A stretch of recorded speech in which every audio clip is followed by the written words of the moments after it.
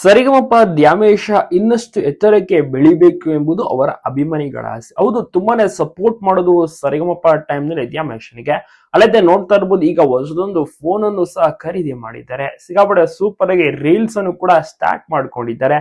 ಹೌದು, ಹೊಸ ಫೋನ್ ಖರೀದಿ ಮಾಡಿ ಬಳಿಕ ರೀಲ್ಸ್ ಮಾಡುವುದನ್ನು ಕೂಡ ಈಗ ಸ್ಟಾರ್ಟ್ ಮಾಡಿದ್ದಾರೆ.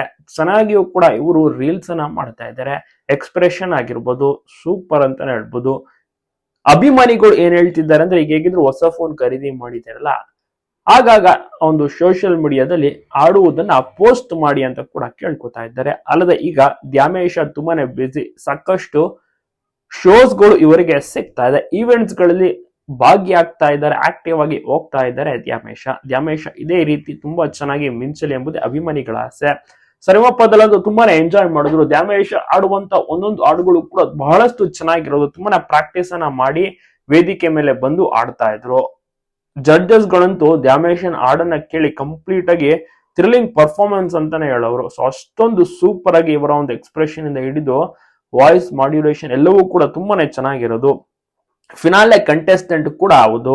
ನೋಡೋಣ ಮುಂದೆ ಸರಿಗಮಪ ದ್ಯಾಮೇಶ್ಗೆ ಸಿನಿಮಾದಲ್ಲಿ ಆಡೋಕೆ ಅವಕಾಶ ಸಿಗುತ್ತಾ ಅಂತ. ಯಾಕಂದ್ರೆ ಸುದೀಪ್ ಸರ್ ಅವರು ಕೊಟ್ಟಂತ ಮಾತು ಮತ್ತೆ ಅರ್ಜುನ್ ಜನ್ಯ ಅವರು ಕೊಟ್ಟಂತ ಭರವಸೆ ಎಲ್ಲವನ್ನೂ ಕೂಡ ನೋಡ್ತಾ ಇದ್ರೆ ಖಂಡಿತವಾಗಿಯೂ ಕೂಡ ಆಫರ್ ಕೊಟ್ಟೇ ಕೊಡ್ತಾರೆ ಅನ್ನುವಂತ ನಂಬಿಕೆ ಜನತೆಗೂ ಕೂಡ ಇದೆ. ನಿಮಗೂ ಕೂಡ ಇಷ್ಟನ ಸರಿಗಮಪ ದ್ಯಾಮೇಶ ಹೊಸ ಮೊಬೈಲ್ ಖರೀದಿ ಮಾಡಿದ್ದಾರೆ.